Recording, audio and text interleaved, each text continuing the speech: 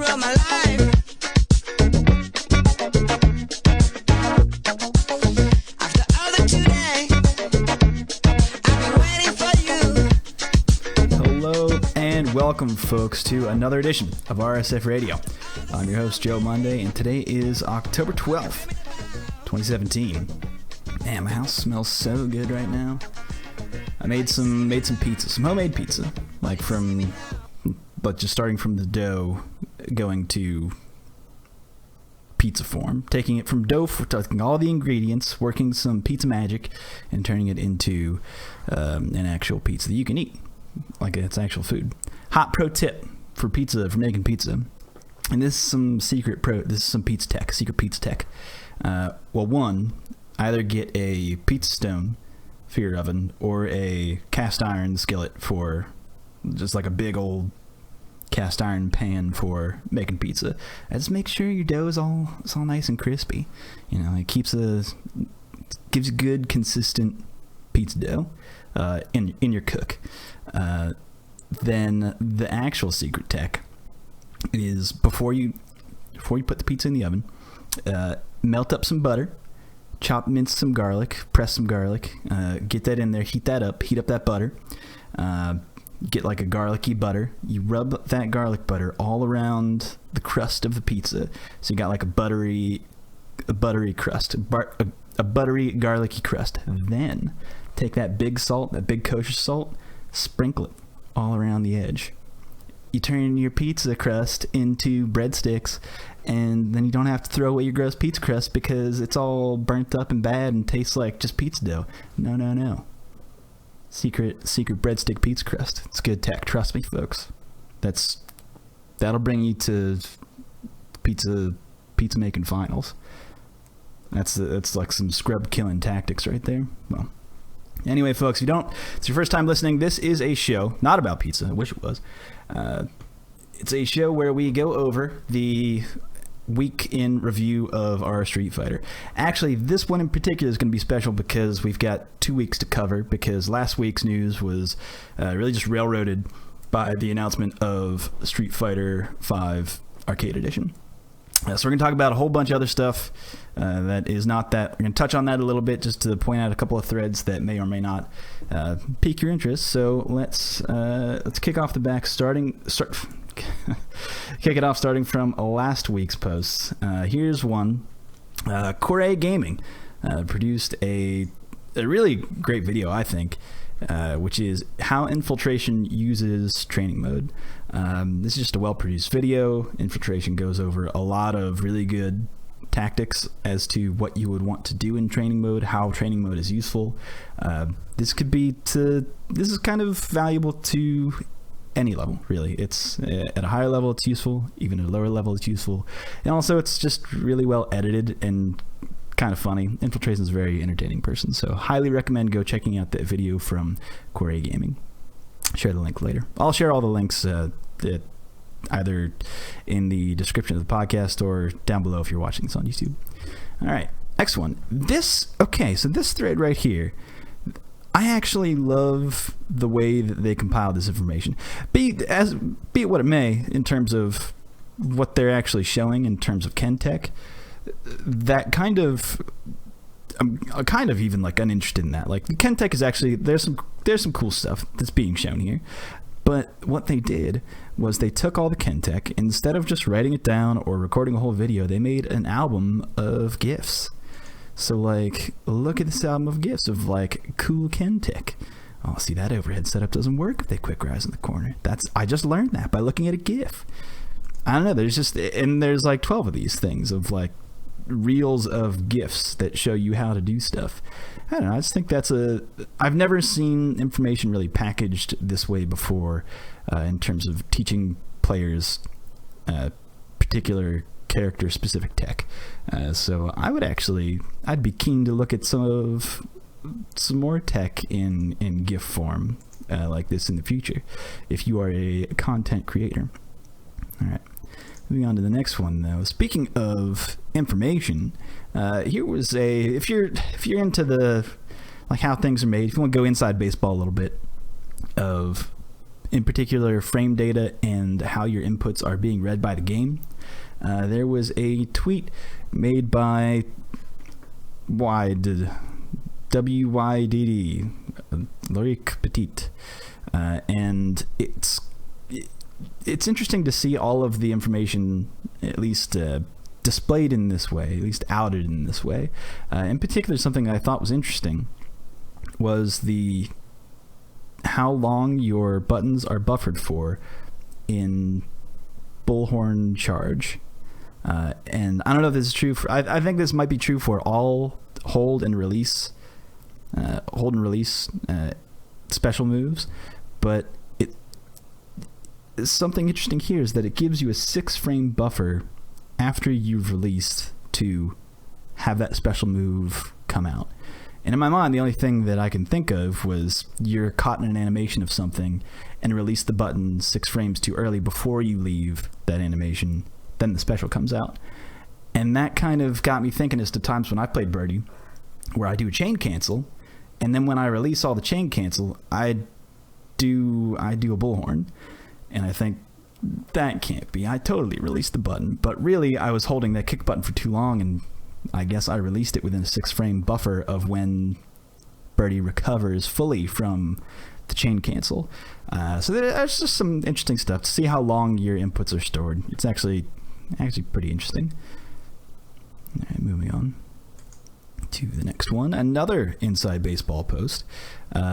Something that I think we could all look forward to if this is going to be implemented in AE. There's no news out for it yet, but the header on this one reads, Unreal Engine 4 is getting an input lag fix. So this applies to all fighting games, well, all games, in fact, that use UE4. So it was found out by people working with PUBG, and they went in and found like 2 frames extra they could just take out. So like if they could fix the input lag with UE4 to have that be 2 frames less, then that just makes pretty much any fighting game that uses UE4 that much better. If they implement the specific patch or fix, it's a lag fix, so they would have to go back and fix the game with whatever this is. I don't know how it's packaged. I don't necessarily know how. I don't claim to know how it works. I'm not a coder. That's not my area of expertise. That seems very difficult. However, if this is something that exists and could be useful for fighting games, then I highly recommend maybe email Harada. Don't email Harada, but maybe email Harada. All right. And of course, had a whole bunch of posts last week. Everybody talking about Arcade Edition. There's actually a sticky at the top of the sub right now of everything you need to know, which includes all of these announcement posts. And it was actually kind of funny how Amazon they spoiled the hype. They spoiled the hype machine. The information got out there on the Amazon storefront the morning of the announcement of Street Fighter V Arcade Edition. So look for all of that information sticky at the top of the sub right now. I think we're going to take that down maybe at the end of the week, depending on how active that thread still is, which it's still very active. So if you want to talk AE, that might be the place to go. And speaking of announcements with Street Fighter and Capcom in general, I just want to give a big old congratulations to Michael Martin.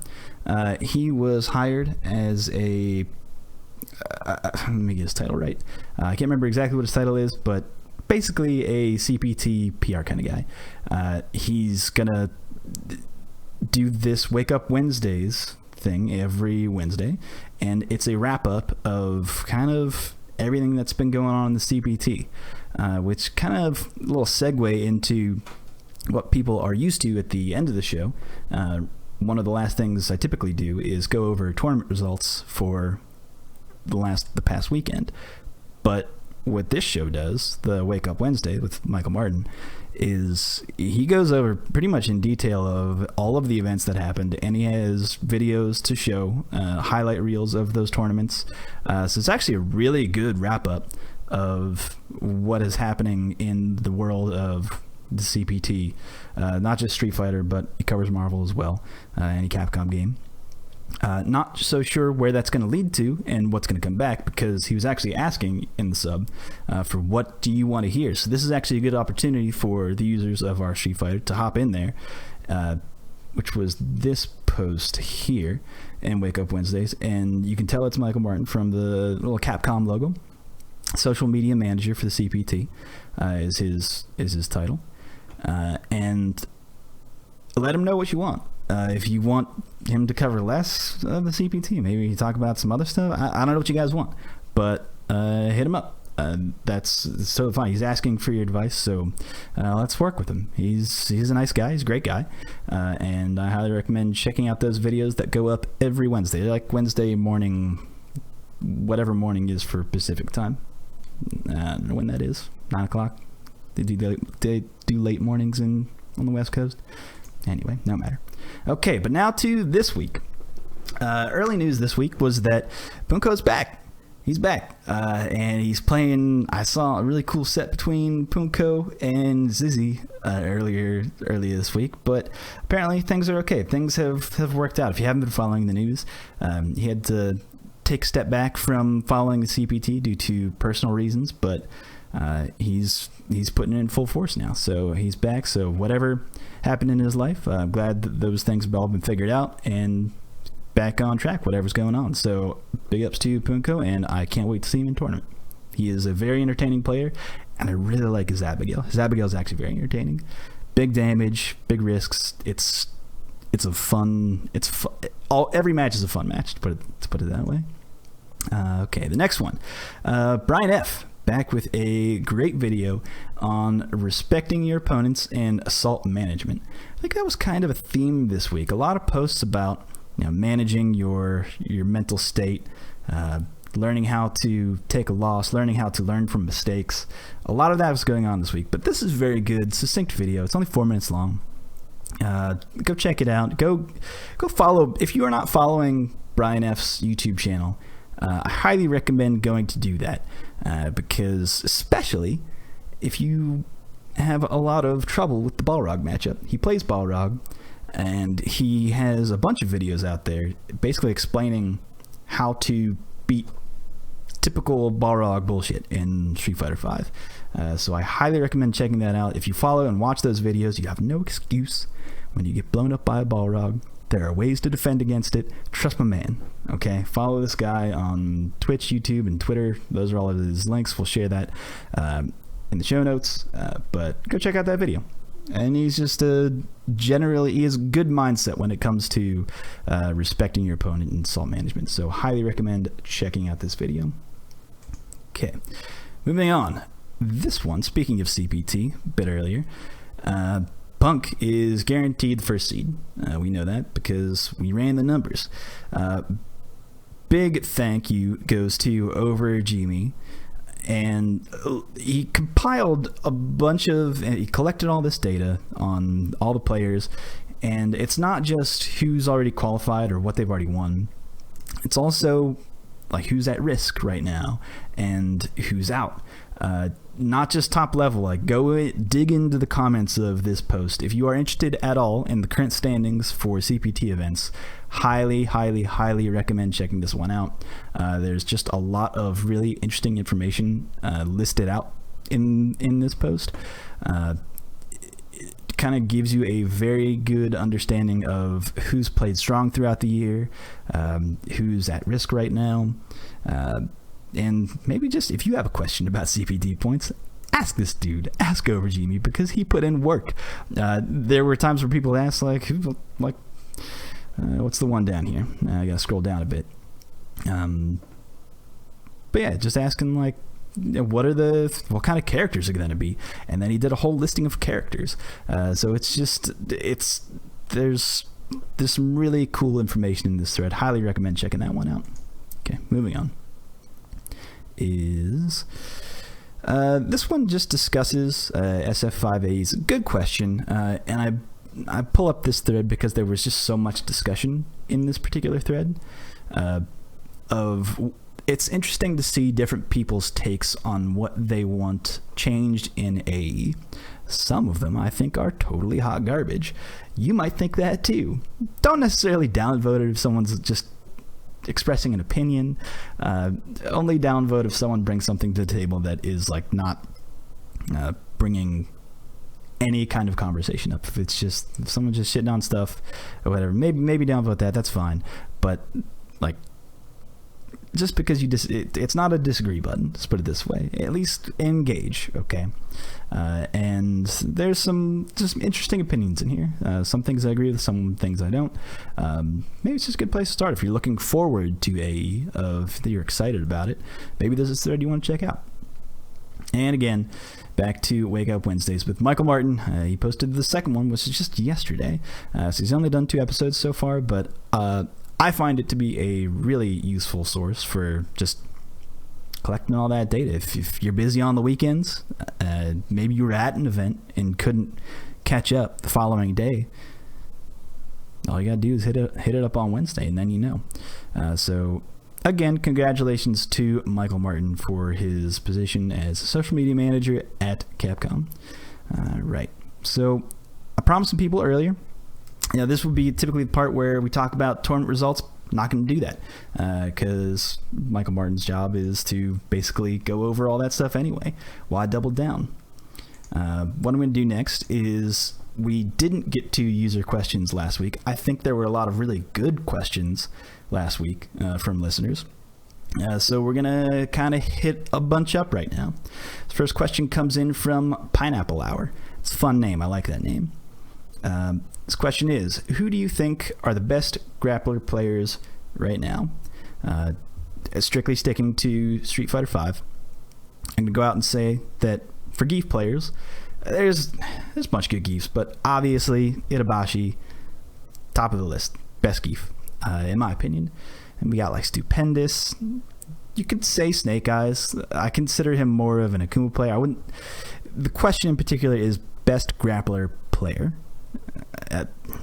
I'll say Snake Eyes when he plays Geef, but he's also playing a lot of Akuma. He's just a very strong player in general, but grappler players, maybe some Brutus, some Slam Man. Then down to Laura, gotta hit up Idom. If you play Laura, that dude is putting in work, or 801 Strider, or Wolfkrone. Abigail, absolutely check out Punko's Abigail. Like I said earlier, and for Birdie, Zizzy, there is a great first to 10 between Punko and Zizzy. Highly recommend checking that one out. It's a fun watch, and the way that Punko plays Abigail is so much fun. He went from playing Seth, who was a glass cannon, to just playing an actual cannon, and it's delightful. Highly recommend checking out that first to 10. And for Alex players, because Alex is a grappler, sure, why not? Gunfight, check out the Cool Kid 93, or check out Spawn of Odd. Spawn of Odd actually runs a really good Twitch stream. I don't know what his schedule is like, but typically very entertaining, and I highly recommend checking out those 3 Alex players. Okay, that covers most of the grapplers, at least obviously, if you want to talk about Armika, you got to talk about Fudo. Fudo is my wife's favorite player. Number 2 in CPT's hearts, obviously. I love Fudo. He's one of the best. He's a great player. Okay, next question. Super Toby 101 asks, what's your favorite matchup to watch in... Then he lists out all the different versions of Street Fighter. So, I had to think about this one a little bit. Super Turbo, I want to say Osagat and Claw.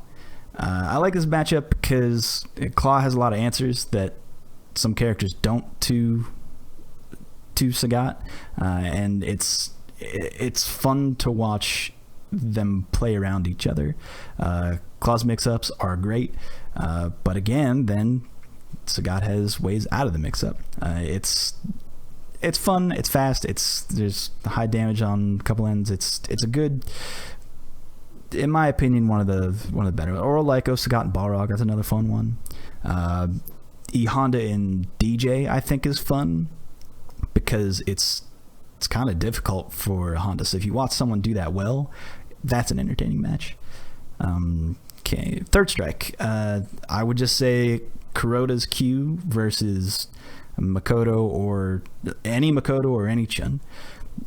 Put that man in a bad situation, and the number of times he'll come up victorious is mind-boggling. Watching specifically Kuroda's Q play it'll blow your mind. He's so good at that game.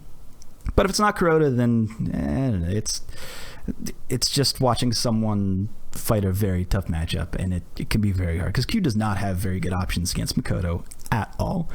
Chun just kind of blows him up as well, so it's not fun. But other than that, favorite matchup to watch is actually Dudley versus Yun. I think it's a fairly even matchup. I think if you talk to a Yun player, they'll say it's in Dudley's favor. But this was fun because all the combos in that match are fun. You're only you're only seeing the fun combos, so that's exciting. And then you're almost guaranteed to see a red parry in that set, no matter who you're watching. So just for those two reasons, I think that matchup in particular is very fun to watch. Street Fighter 4, Hakan versus any character, because who plays Hakan? He's so exciting. Hakan is so good. I'm a Hakan apologist. I'm an oil apologist, obviously. And anytime I've seen Hakan played at a high level, it is just delightful. And especially when you know what Hakan can do and how to escape his particular, because no one learned the Hakan matchup. It was just something that you watched once or twice and went like, okay, he's got some like uncrouchable, but whatever, he's grappling, that's fine. He's very exciting to watch. If you watch a good Hakan doing some focus attack dash canceling combos, it's a dash normal canceling combos, that is FADNCs. It's exciting, especially when it's against someone like Hakan versus Dhalsim. It's a blow up, but it's the fun kind of blow up. It's not a good matchup for Dhalsim. It's real bad because Hakan can basically just focus attack from anywhere and then dash jab and punish anything Dhalsim has. It's great. But the other, like the real answer, if not Hakan, then obviously got pick my man. I find Zangief so much fun to watch just because your main when you watch your main play, it's exciting. And I think that specifically Snake Eyes' Zangief, or even like Zangief, you're going to go back a little bit, very exciting to watch. Just the way that they play footsies, very exciting. You get Zangief versus Fei Long. That's a fun matchup. I would say not particularly great for Zangief, but because of Fei Long's ability to control the neutral, basically. But fun matchup to watch if you watch two very strong players. Like there's a really good set between Snake Eyes and Fudo in that particular match. Very fun to watch. Or in the other end of the spectrum, a Zangief versus Sagat, which is a tough matchup for Zangief. Got a little bit better by the end of everything. By Ultra, it was actually like, it wasn't terrible for Zangief. It was still a very bad matchup, but it wasn't the worst by any means in the game. And that's just fun because most Zangief players, by that time, if they've stuck with the character, they know how to beat Sagat's. And the matchup only got easier, so it's like, once you see them hit that Sagat with that German suplex, lights out. Thing of beauty. And again, in Street Fighter V, I've said this before on record, but I happen to think that Zangief is the most entertaining character to watch in this game. Specifically because of how his particular brand of mix-ups works. He can do some really risky stuff. Let's just put it this way: to put you back into a dangerous position from certain knockdowns, he has to make a hard read. Otherwise, he doesn't necessarily, he'll get some damage, but he doesn't get good Oki off of that damage. Like a combo into Lariat is actually not that bad so long as you're not in the corner, because he has no follow-up if you back rise. So it's really fun to watch a Zangief player coax his opponent into doing the things that he can either lift up with a Borscht Dynamite or crush counter with a stand hard kick into EX Force Dynamite. It's just because off of those, he does get the same setup. He gets, again, another mix-up. So for that reason, I actually really like the Zangief Guile matchup because it is so hard for Gief to get in that particular matchup. Typically, matchups where it's difficult for Gief to get in are generally fun to watch for me personally. I like watching that struggle, typically because when you get that knockdown, you can capitalize on it. But in the Guile matchup, Guile's got that. He has more options than other matchups that are equally as difficult to get in, if that makes any sense. Like Dhalsim, once you get in on Dhalsim, that's just fun time for Zangief. On Guile, you kind of have to worry about something because he has a little bit more options. But for that reason, I really like the Zangief Guile matchup. Okay, that covers generally most big title Street Fighter games. But anyway, moving on. Next question comes from UMarfW1. Just a garbage pile of letters. Okay, let's go. If you were to add one game mechanic to Street Fighter V Season 3, what would it be? I think there's... Well, let's put it this way. Aside from what we already know is coming, and aside from what we could guess is coming from leaks, which is like different V skills, potentially different critical arts. Again, those are like somewhat leaks, somewhat rumors that you might want to believe in or may not. I mean, we'll find out. There's still a lot of time before that game comes out, so there's a lot of hype to build. The hype train is just getting out of the gate, man. You got to ride the train to the end of the station. We're not even a minute out. We haven't departed at all. There's so much more hype to build.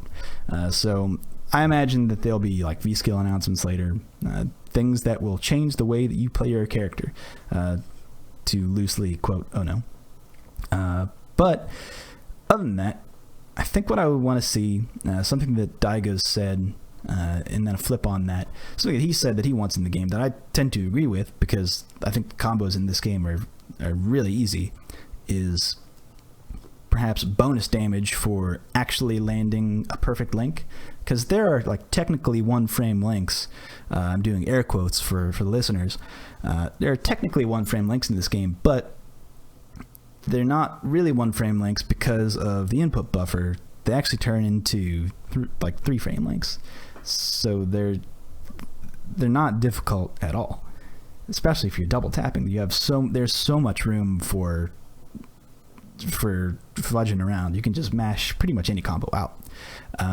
But what he suggested was, and I don't know if he was the first one to suggest this is the first time that I heard it was from Daigo, where if you land a link, like a one frame link with perfect timing, if you hit it at the last minute, the last possible minute when you can, right on time with that one frame link, maybe you get, I don't know, 5 bonus damage, just a little bit something extra to reward you for having good execution, versus just getting the typical damage, or maybe lower the damage for like bad link and maybe have that show up in the game, like have that as an indicator of like perfect link or something like that. But I think that's a good suggestion, and I think that doesn't change the game enough mechanically at all. Like the combos will still be the combos, but you'll be rewarded more for executing your combo with more precision, let's say. And then on the other end of that, I think I'd want to see something like Just Defense, something that maybe not in the ways that it's been implemented in other games, but what I mean by that is blocking the moment that you are hit with an attack, within some degree of like some leeway, or maybe like it's like 2 frames or whatever. I don't know what you would want it to be in this particular game, but you'd have to probably account for input lag. Maybe 6 frames. Anyway, don't listen to that.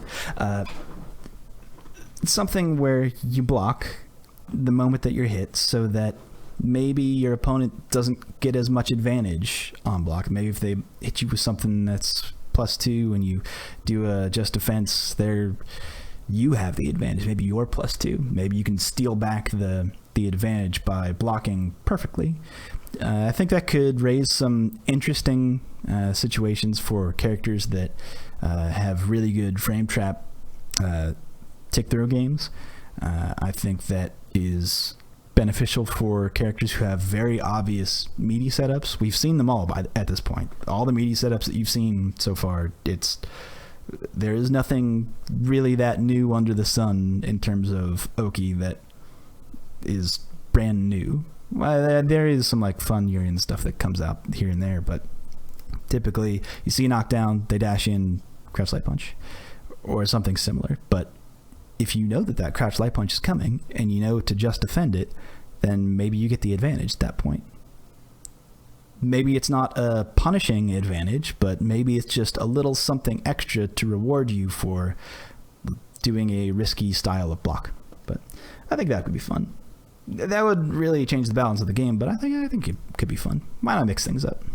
Throw that one into the blender. But that is my answer to that question. Okay, moving on. Shurikens with a Z asks, how cool would it be to have Geef in a tux and his sleeves violently rip off when he accesses his second V trigger?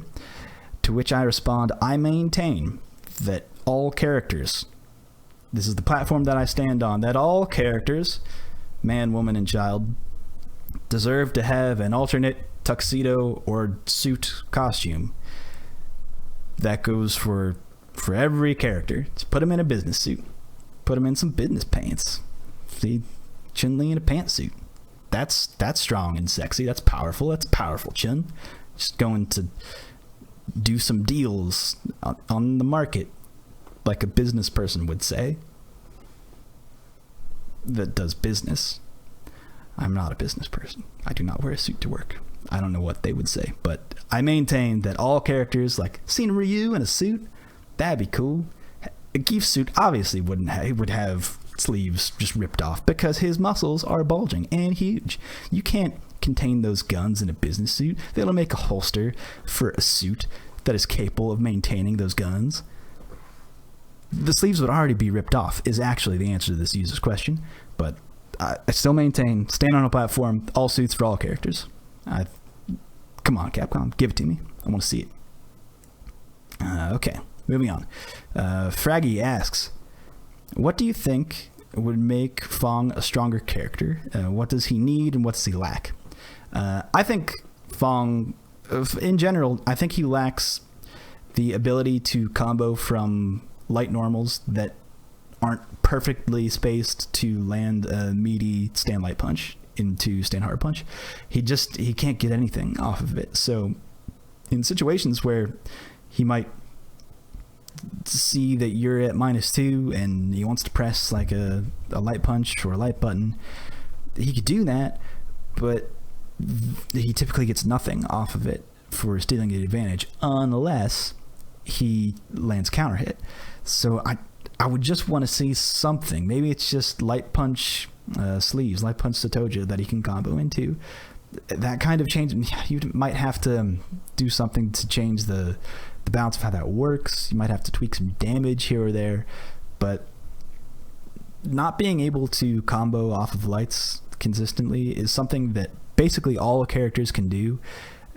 He can't get any special cancels off of it at all, unless he spaces it perfectly to link into a meaty stand light punch, which then links into a stand hard punch. It's a hot mess, folks. But something like that could be strong. I would also like to see some kind of catch whenever you hit with the first hit of his sweep, because there are some instances where he'll hit you with the first hit of the sweep. Sometimes it'll even be crush counter, or even most of the time it'll be a crush counter sweep, where he'll hit you with that first hit, and then his second hit will whiff, and then his opponent gets to punish you for landing a hit.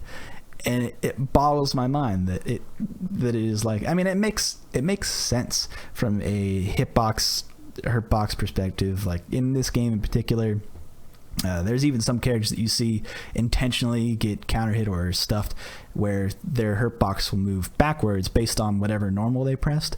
So typically in instances like that, when someone's doing a normal that will cancel them, I think how it works in this game, then Hatson will chew me out for this. It's typically normals that when you cancel them, move your hurt box forward. When you're hit from them, move your hurt box actually backwards whenever you're hit out of them. I could be totally wrong, and I think it varies from normal to normal, but things like that where he'll catch a normal with crouching hard kick, and then their hurt box will be well outside of the range of the second hit of crouching hard kick, which would cause the knockdown, but in Fong's case it does not. I would also maybe like to see something done with poison. It's not scary to be hit by poison. It does negligible damage over time, and you're not necessarily holding a lot of gray health against Fong. Some characters do, but most characters do not. It's not something you really have to worry about. Because when you are poisoned, you cannot regain gray health, but gray health gains so slow anyway, it's not that big a deal, and poison doesn't really deal that much damage. So his V trigger is it's really only used as a combo extender. It's not really even used as, they're eating poison when they stand next to you. It's not scary. It's not a strong option for Fong. So maybe make poison stronger, or maybe we'll see what comes with his second V trigger. I would like to see something actually useful. I haven't thought about what that would even look like because he's a brand new character. It's hard to think about what new things to come up with. So I'm interested to see what Capcom does with that character in season 3. Okay. Moving on to a slew of questions from Vietman277. First question is, what would some V skills and V triggers be of characters who haven't made it into Street Fighter V?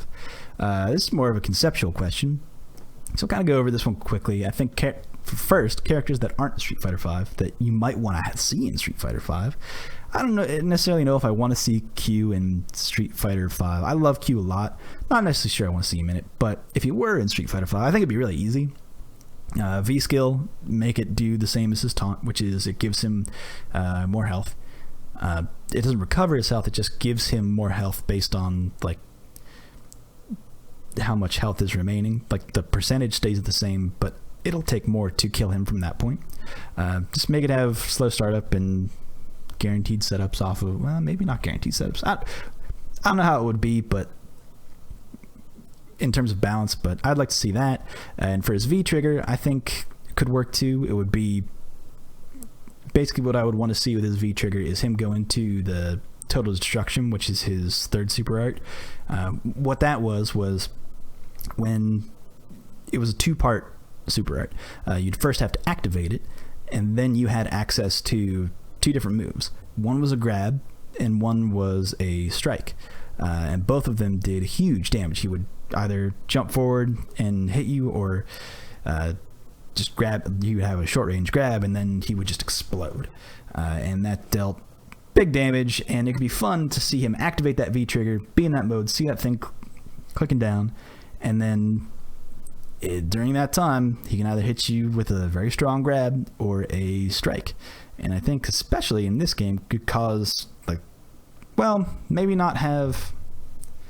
maybe have them have some startup to them that isn't invincible, but one shot at either of those. So a wake up situation where someone doesn't have an invincible reversal, where it's you gotta guess or you explode. That could be fun. I'd like to see Yin and Yang in this game. I think they make sense. I couldn't necessarily think of a good V skill, but the way that this game works kind of tells me that because there's no close standing normals, I would actually like to see their V skill be their launcher, their close stand medium kick. I think that might make the most sense, and have their normal standing medium kick be a longer range, like a poke that they could use as in the neutral, and then store up that launcher V skill, because then it's okay, you can just use it in a combo and might gain a little bit. Have it be a 3-bar V skill. And then for either of them, for Yun, it would be his Genijin, and for Yang, it would be his Seisei Ibu. I don't know. I've never really said that one out loud. It's the one that causes a shadow. And you can create all kinds of fun custom combos, and I think that would be fun to introduce, just fun combos in Street Fighter V. I think those two would be fun additions to Street Fighter V, and I think that would make sense. If there's a different V skill that makes more sense, maybe let me know, but I could really think of one that made more sense other than them having their close stand medium kick launcher just because of the way that normals work. I wouldn't really want a medium kick that goes right above their head, just poke them with that in the neutral. It doesn't really make sense, but like something that reaches out there, can blow up some crouching medium kicks. I like that. I like thinking about that situation, and then storing up a V skill for their custom combos, which could be fun. And I also like to see Blanca in Street. A lot of people disagree with Blanca conceptually as a character, but I love Blanca, mostly because people look at him as a troll character, and that brings me some joy because it brings other pain. But Blanca, for his V skill, I would actually like to see maybe like a nod to CVS2. Maybe have his V skill be a roll, not his actual like roll forward, but like roll canceling. If you don't know what roll canceling is, look up roll canceling. James Chen did a great write-up on what roll canceling is in CVS2. Maybe look up some videos, Blanca videos. Maybe not have it be the same properties, like, because when you could roll cancel in CVS2 it would give him some invincibility, and then when you cancel that in certain moves, it would be really strong. And Blanca in particular took good advantage of that. And maybe like tip your hat at that for a minute. Just give him a little roll canceling. That could be fun. And for his V trigger, maybe make it a single strike V trigger, like his Shout of the Earth Ultra in Street Fighter 4. Maybe you can decide whether you want to do the anti-air one or the horizontal one. Don't necessarily know how you would implement that very well, but Blanca's kind of a hard character to think about in terms of what you would add, unless it's something brand new that you want to bring to it. But that could be fun. Like, you could see people talking about maybe having him have, like, he goes into electric mode, but then that's just extra trolly because he would just have, thinking of when to hit him. Maybe it wouldn't last long. I don't know, but that doesn't necessarily make sense in terms of balance. But I don't know. That'd be fun. Blanca in balance. That's ridiculous. So next question. If I could have one Tekken cameo, who it would be? And obviously it would be King. But that's not really the correct answer. They would never just put just King or Armor King in Street Fighter. They would obviously add a Mishima or the Volcano stage. We're more likely to get the Volcano stage as a Tekken cameo than we are for anything else, I think, in Street Fighter 5. However, if we had King, though, love to see that. Love to see King in this game. He doesn't fit at all. It doesn't make any sense, but come on, man. King, great. Next question from Vietman is, who is the most technical character ever in Street Fighter? And this one's kind of a stumper, mostly because, at least for me, I don't have the full breadth of experience in all of Street Fighter games. I have a big hole in my Street Fighter career with the Alpha games. I hadn't touched them. I should probably go back and test them out. I don't really know what those custom combos could be like, or how difficult they are to actually perform, or what level you need to be to perform some of those combos. I just don't know. But in my opinion, so I kind of did a list in my head of who I think is the most technically difficult in each game. And so, starting with Street Fighter 5, I think Menat is the most technically difficult. Mostly because of for her to be effective, she definitely needs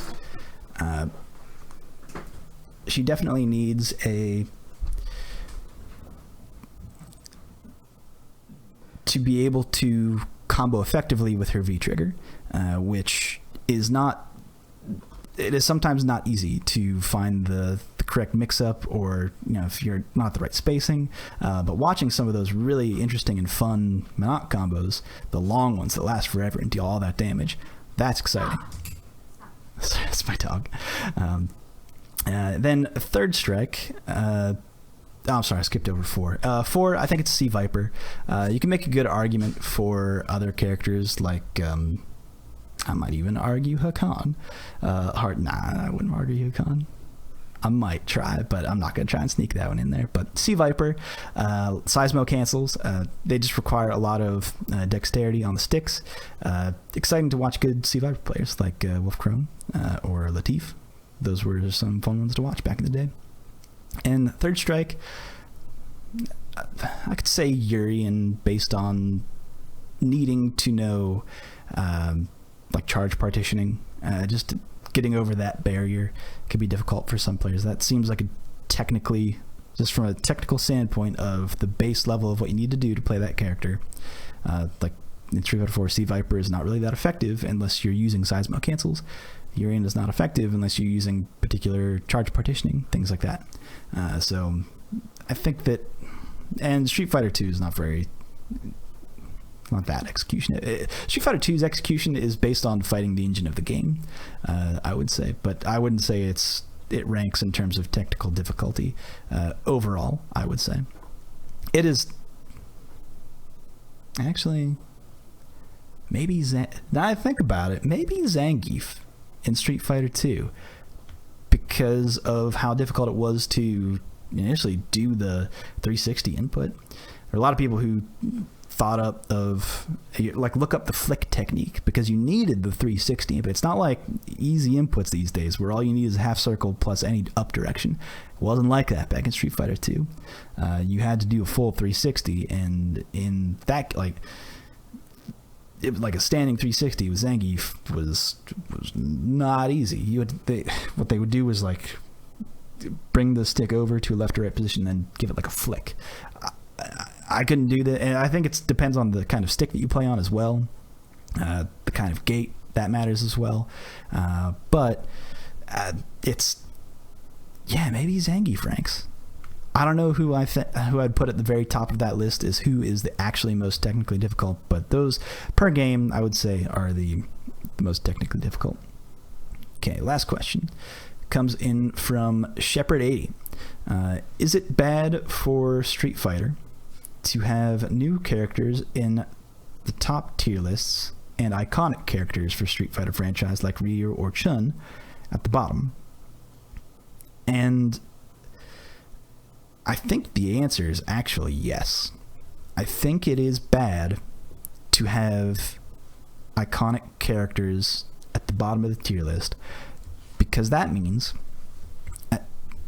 typically at top level play you're not going to have as many of those iconic characters in the finals. So and I think this plays into why Street Fighter is a popular franchise in general, is because there are so many people who have a history with they understand it just from a general pop culture reference. They understand what a Street Fighter is, but they're limited to the original, the cast of Street Fighter 2. So they can recognize a Zangief, they can recognize a Guile, they can recognize a Ryu and a Chun-Li. Like, those things are ingrained in pop culture at this point. These new characters, not so much. When you see Armika out there, you go, I mean, not that she's new, but just for the fact that she doesn't carry as much social clout as a Ryu does. So does it benefit Capcom to a wider audience to have the classic characters be top tier, so they would appear more perhaps in CPT events, something that would be on actual television? I think so. I think it would benefit them. Currently that's not the case. Ryu is pretty low on that tier list. Chun-Li got hit with that nerf stick pretty hard. Doesn't mean that some of the other characters up there. Zangief, I think, is very strong. You'll see him at a CPT event. Guile, one of the strongest in the game, obviously. Very recognizable at the top of the list. So it becomes a more nuanced conversation about how you actually balance the game. Because Street Fighter V is very balanced. So you're very likely to see pretty much any character in top 8 of any finals. But specifically, the most recognizable characters, I think it would benefit them to have them be top tier, only because it's something that people, when they see it live on TV, they go, oh, that's a Ryu. Because I had friends that don't follow fighting games, come up to me because they know that I'm their fighting game friend, and they were like, well, I was in a bar and there was a fighting game on. Do you know about that? But they didn't know that it was Street Fighter because it didn't have any of the characters that they recognized. Now, if there was a Ryu on screen, they would have definitely said, I know that these people know about Street Fighter. They would have come up to me and said, oh, there was Street Fighter. You know about that. Tell me about the Street Fighter. What was that? Instead, they asked me, I think I saw a fighting game. Is that one that you play? And I had to go, well, yes. Like, what character did you see? And I don't know, there's boobs. There's boobs.